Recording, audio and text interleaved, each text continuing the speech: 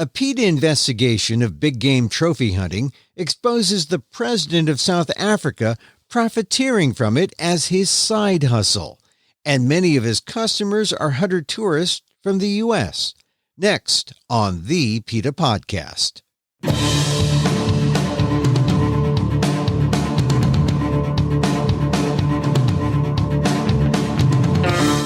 Welcome to the PETA Podcast.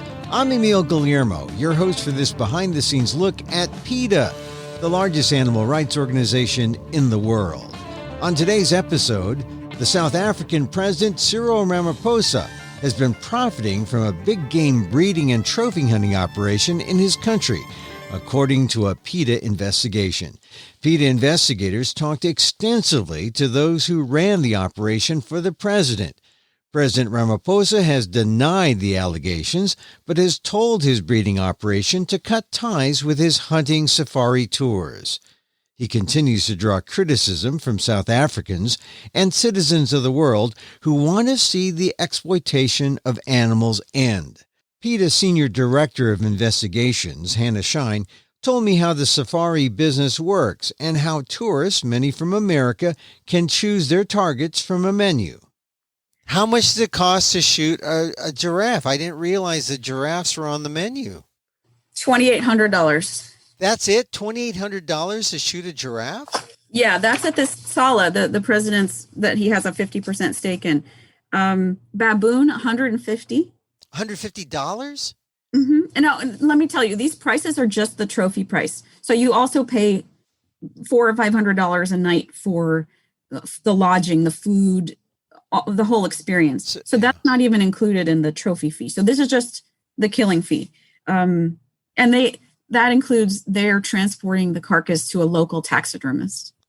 That's included in your cost. And then you got to pay extra to ship it back to the United States. Right. Shipping is extra. So your airfare is extra, your room and board, that's all extra. And that's pretty expensive at these places. You can kill a caracal, who's not a big cat, but they're these medium cats, kind of like a lynx size, who are these beige cats with black tipped ears. They're gorgeous. $500. Right. You can kill a honey badger, who are very popular in wildlife documentaries. $600. Yeah, it's pretty outrageous. So if someone could go economy if their bloodlust does not allow them to go the food chain, but what's the most expensive? You can kill I'll just go on to tell you one of the least expensive. You can kill a jackal, about this of a coyote, gorgeous. They didn't say whether they're black-backed or side-striped, but they're $120 to kill a jackal. Wow, their life is cheap. Yeah, and you can kill a springbok, who are the national symbol of South Africa, for $500. So what? How about the most expensive? The bigger the animal, the more expensive? Yeah. So at Sala safaris, let's see, a roan antelope starts at $5,000. A buffalo, depending on the size of their horns, could be over $10,000. And those are just current prices, because right now, I think they just started allowing people back into South Africa travel-wise for COVID. So the trophy hunting operations are definitely suffering, as every tourist industry is there, from a lack of income. So these prices, as I mentioned, in the past have been much, much higher. Well, thank God that they're suffering, because they don't need more people coming down to shoot. But no, unfortunately, though, then the legal safari, the photo safaris, the humane safaris are also suffering, because people can't come and support the conservation of these animals with their dollars now either. So luckily, we were able to document it and bring it to light. And I think investigations like this can help bring us to a tipping point where people might put their foot down and say, this isn't acceptable anymore. Schein said the PETA investigators released the information connecting the president of South Africa to the breeding and hunting operation on November 20th. Here's my interview with PETA's Senior Director of Investigations, Schein, on the PETA Podcast.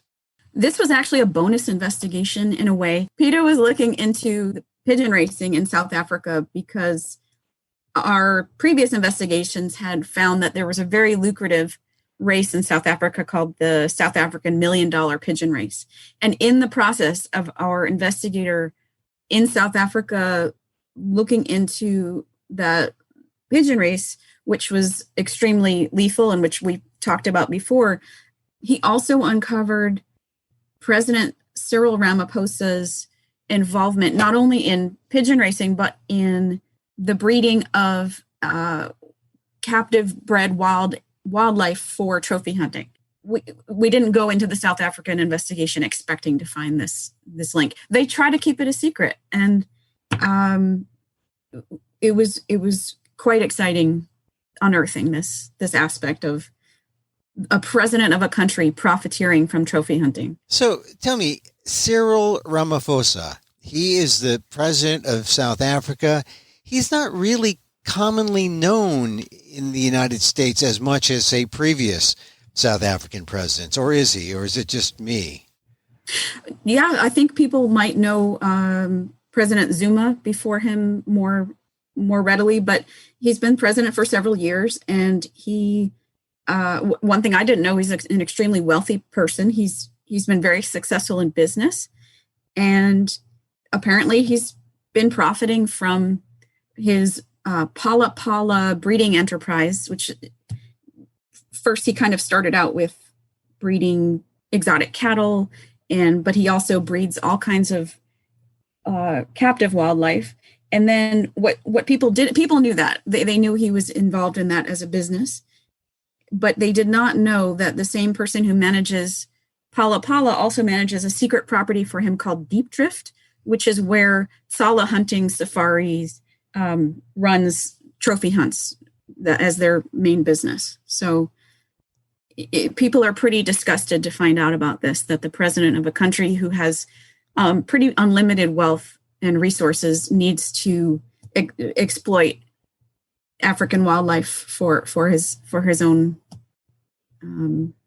for profit. It's pretty appalling. Your investigator goes down there, is going down there to go look at the pigeon races, and we have Ramaphosa, who is involved in that. How did this bonus thing happen where it was discovered that Ramaphosa also is involved in this trophy hunting trade?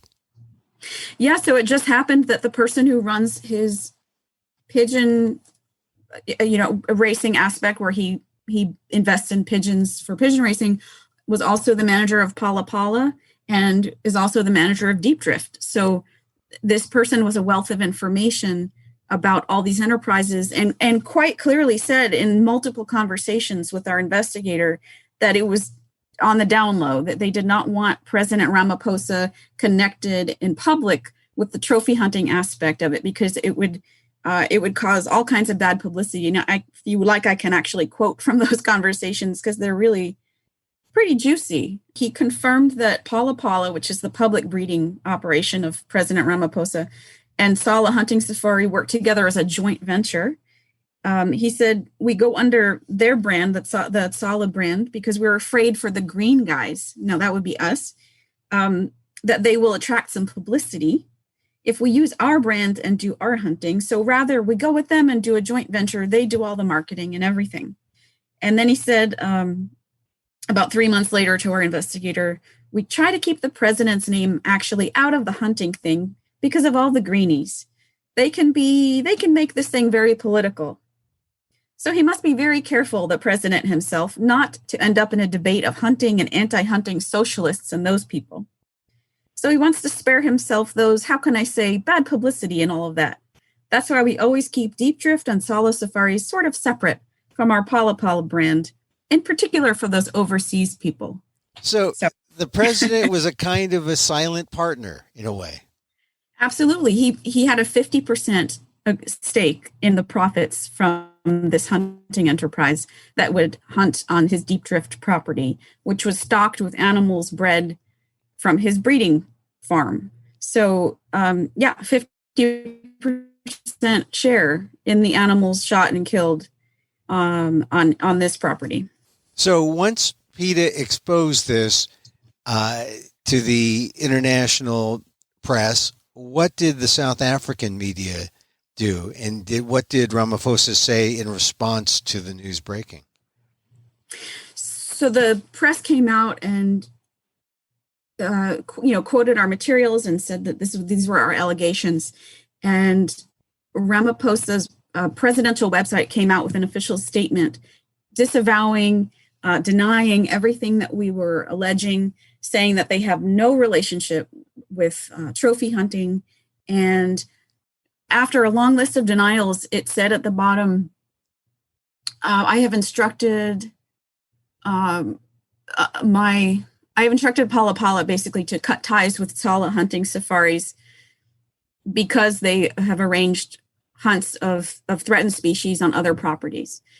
And we came back and said that this is an embarrassing denial of what we have on video and on audio of his manager saying very clearly. So that stirred up the press again, and we had a whole new round of media and stories about this denial of something that was so clearly documented. And was there any repercussion against your source?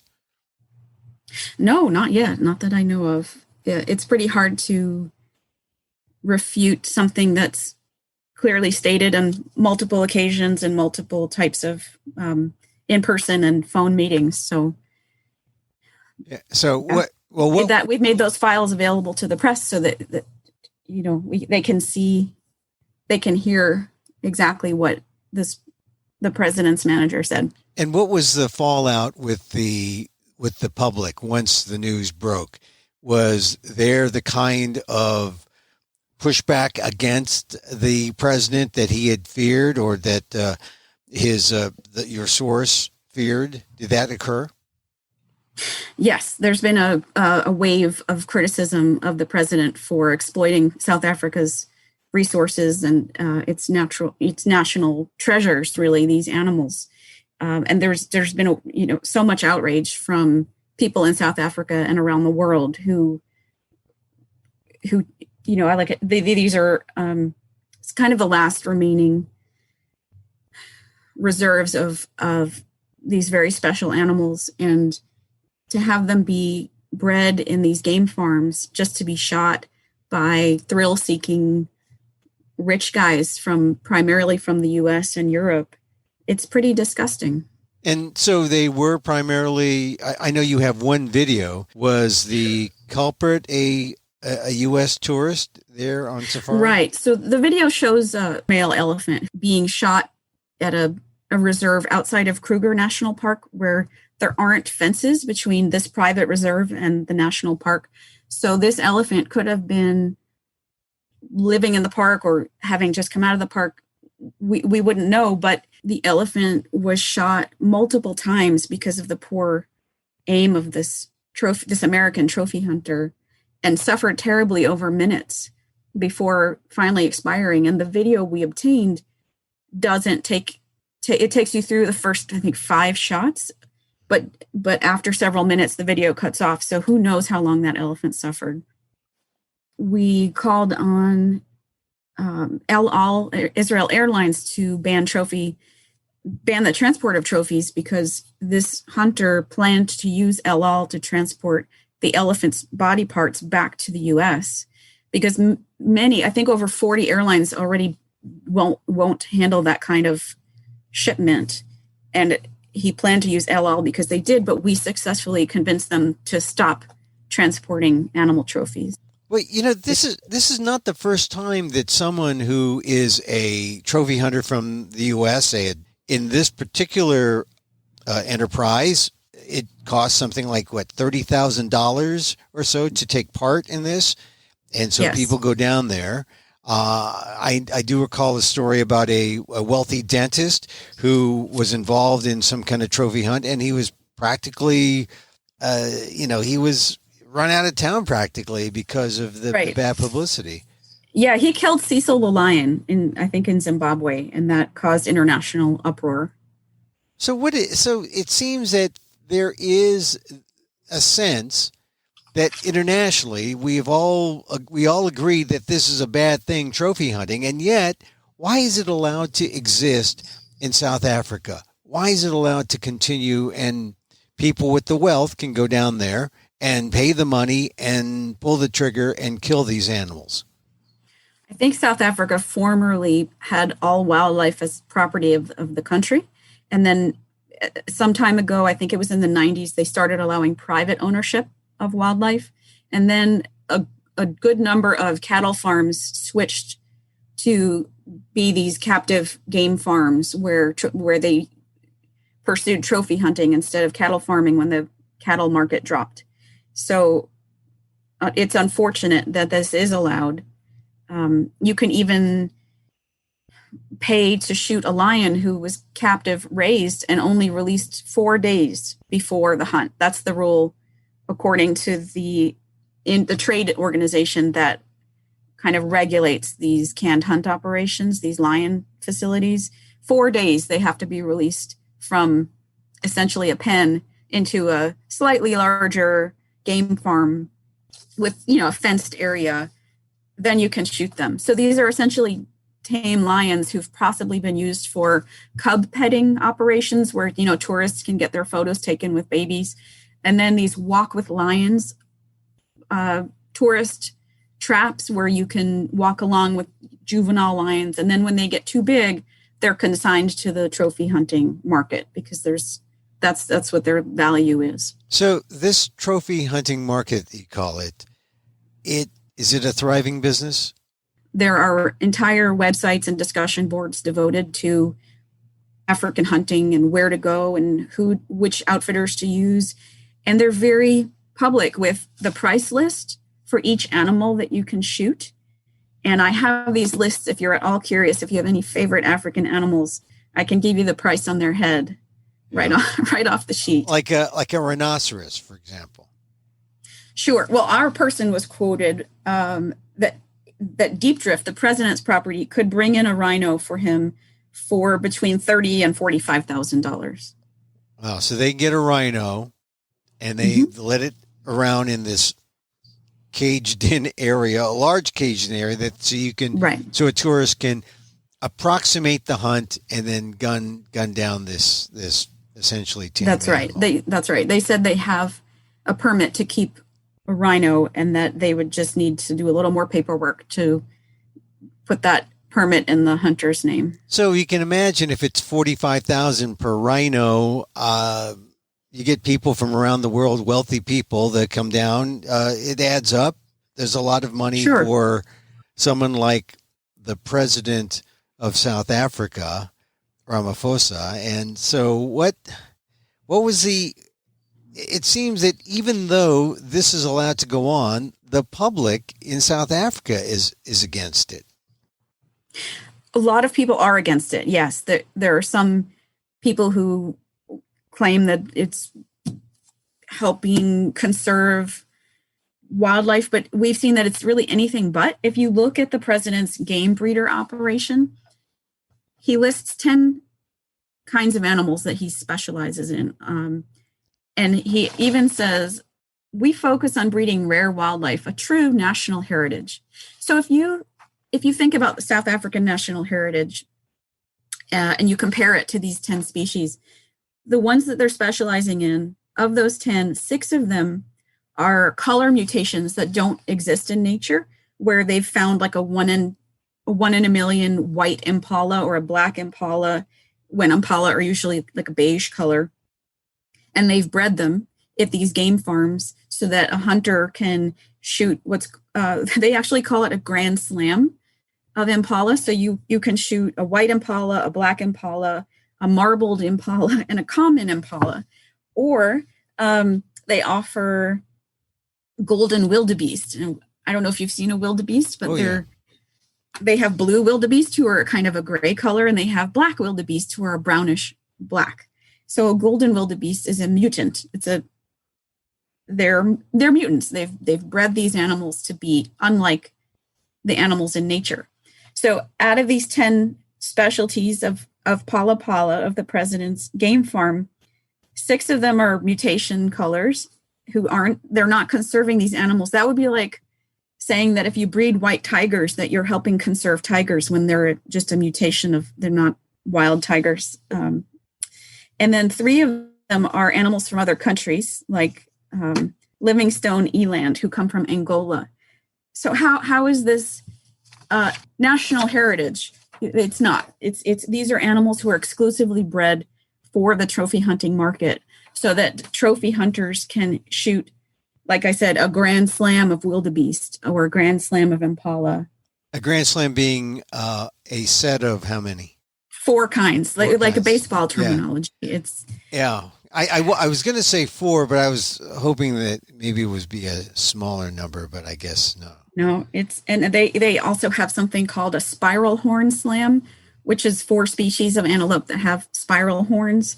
For example, the kudu, the nyala, the eland, and one other. And it's just any marketing gimmick these folks can use, they use. And, some of this is cyclical. Some of it, like when President Ramaphosa was in the news for purchasing buffalo at very high prices to breed in his game farm.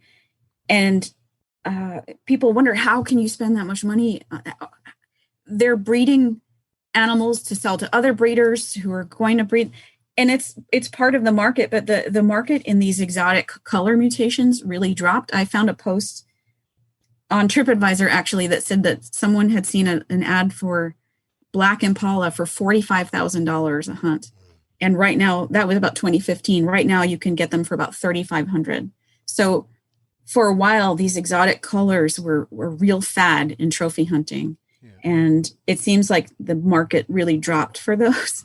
And you can see why maybe the president, there's a speculation, extended his game breeding to then get into the hunting side of it to increase profitability. Because I can't imagine if the prices dropped that much for the game breeding side of it, maybe he was trying to recoup it in other ways.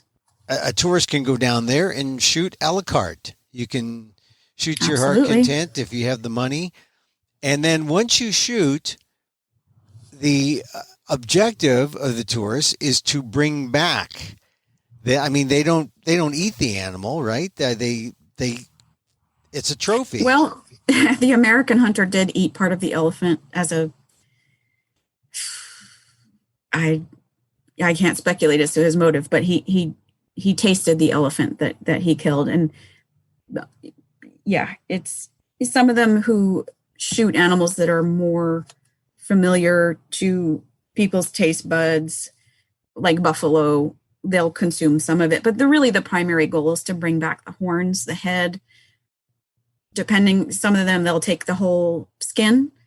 If you're planning to do a full mount of taxidermy, then we'd bring back the head and the full skin, and then the taxidermist would put it over a frame of like a plastic skeleton to fill out the animal. And so basically, we're talking about, you go down there for $30,000, you shoot to kill, you get the animal, and then you have to bring it back.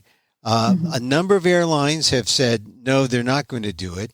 UPS, I understand, is still open to it, and now PETA is calling for UPS to not do it. How successful is that call so far?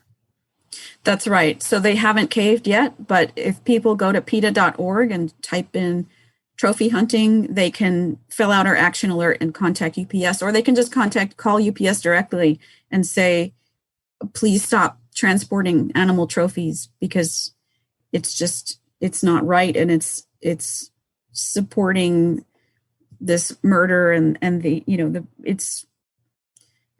that's probably the best thing people can do to affect it from where they are here in the U.S. But it is a thing where UPS right now, if someone came with a carcass and a head of an animal, they would ship it for a price, and it's usually around $30,000 or so, right? I'm not sure. The price varies by how large the elephant obviously would have cost more than, for example, a zebra skin. But as long as people have the right permits, then UPS is willing to ship these quote unquote legal body parts. But if there was enough of a hue and cry from people that this thing should stop, that it promotes the killing of these animals, then it could have an effect, and UPS can join other airlines that have said, no, we're not going to do this. Yes, over 40 airlines have agreed to stop. So it's absolutely possible for UPS to do the right thing and join those airlines. And this doctor, or not, he was a doctor No, this American was not a doctor. Okay, sorry. But there was a Dutch doctor who just hunted on President Ramaphosa's Deep Drift property. And I'd be happy to talk about that. For some reason, doctors don't have any monopoly on compassion, or you'd think that they would be more so. Well, I guess it's first do no harm unless it's an animal. Right. I guess, because, well, what about this Dutch doctor?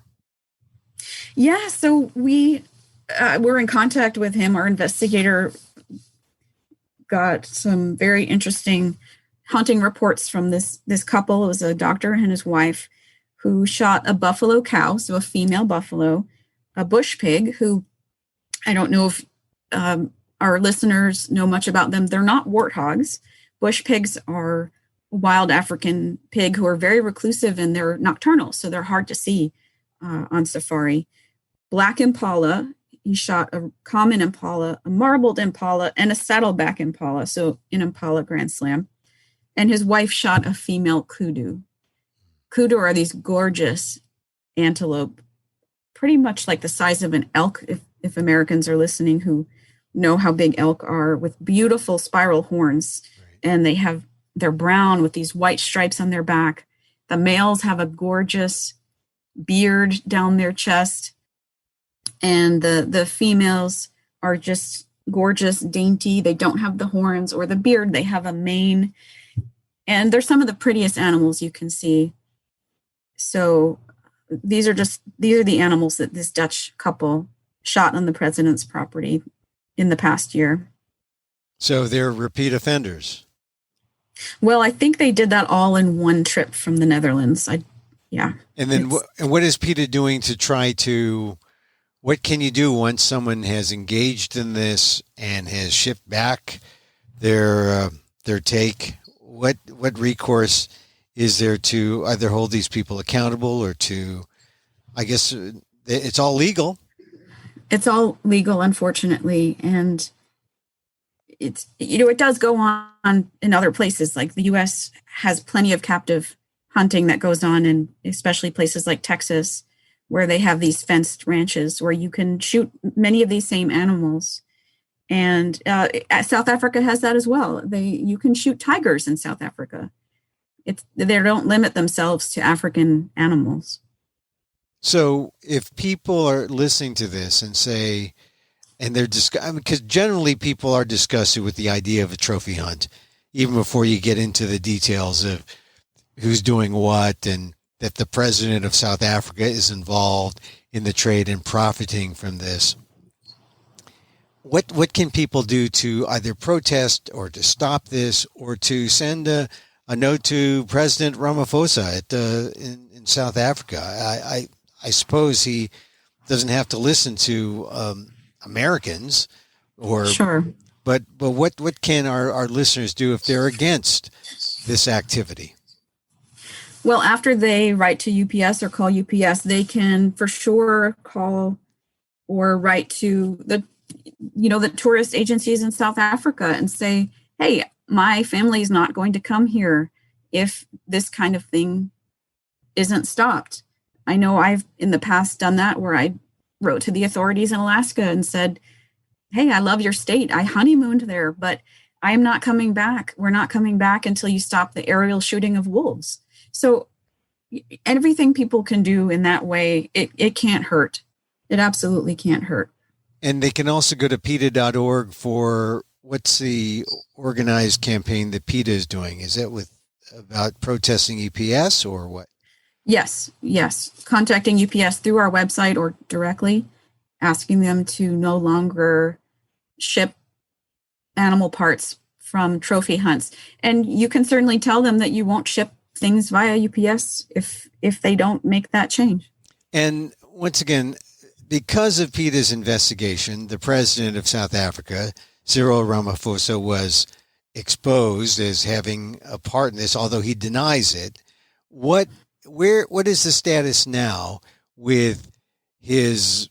I mean, he says he sold any interest that he has Right. in it, and so Yeah, is he said he told his game farm to disengage with the hunting side of it, but really, I mean, the game farm is breeding these animals who are only useful for trophy hunting. These aren't animals who are being bred and released in the wild for conservation purposes. These are only animals bred for giant horns or for exotic color mutations or both. So there is no, there's nothing he can do besides getting out of that business as well that would be satisfying for animal lovers. So he's still in the business, really. Yep, he still has that game breeding business. He just disengaged or claimed to be cutting ties with the safari operation. So is PETA going to do more follow-up, or is the media in South Africa to do more follow-up to pressure the president of South Africa, or is the pressure really on the tourists who go down there and keep this industry, perpetuate this industry's cruelty? Right, it is. The President Ramaphosa is in the hot seat right now. There's a lot of discontent with how he's doing things, not just in terms of his animal profiteering, but also his governance. So he's definitely having a tough time right now. And there was still a pending complaint that PETA submitted after the elephant hunt that we publicized by the American, who, we're not even sure that was legal, the way it took so long for him to kill the elephant. Really, the professional hunters who accompany a tourist like that are supposed to step in and shoot the elephant dead, or any animal, if the hunter can't aim properly. It's not humane to let them suffer like that. So the other thing is that hunter shot an elephant who had heavier, larger tusks than his permit let him kill. So those are things that we're still waiting to hear from South African authorities about whether there'll be ramifications for that. Well, Hannah, we'll be following up to see just how much we can get into this and expose how this works.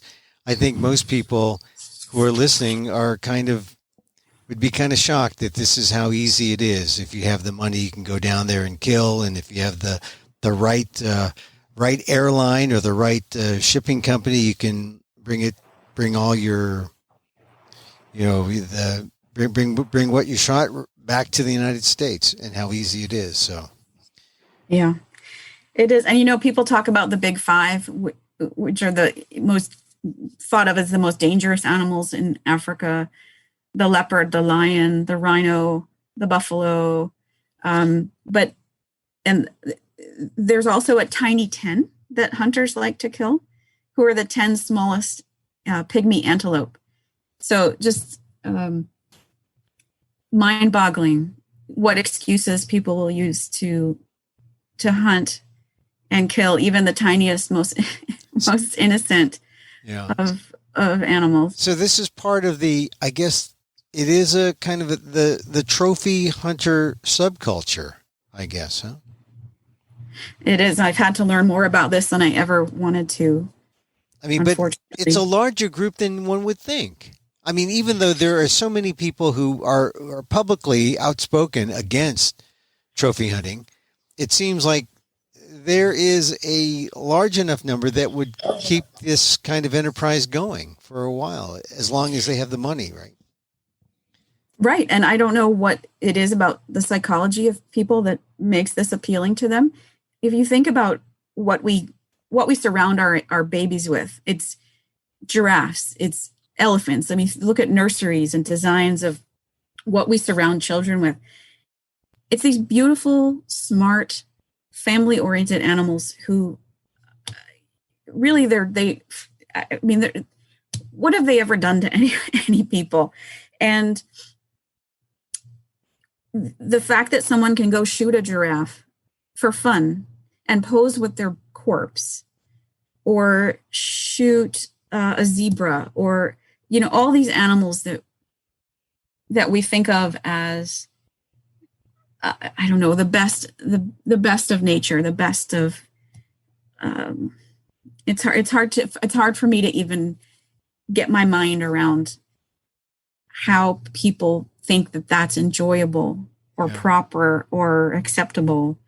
When I've had the privilege of doing several investigations in Africa, and obviously we're huge animal lovers. So we took the time when we were there for work to go and see these animals in their natural habitats and really appreciate who they are. And it's devastating when you're on your way to or from Africa to know, when you look around you and hear conversations, that some of those people are going to, like you, appreciate animals, and some are going explicitly to murder them. And I had words in the Atlanta airport with people coming back from Johannesburg on my flight who were waiting in baggage claim for their guns to come out. And it's hard to understand where those people are coming from. And I hope that as time goes by, they'll just be an endangered species themselves and stop harming wildlife. Hannah, I appreciate your being on the PETA podcast. Thank you very much. Thanks, Emil.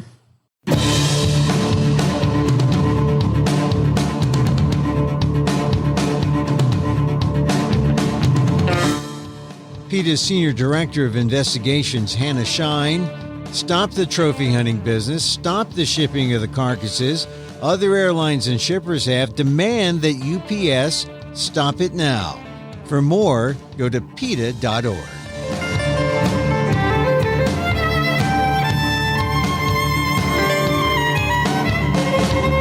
And that's our show this time out. Hey, you can contact us at PETA.org. You can find me on Twitter at Emil Amok, that's EMILAMOK, or on AMOK.com, or see my work at ALDEF, the Asian American Legal Defense and Education Fund. That's at ALDEF, AALDEF.org/blog.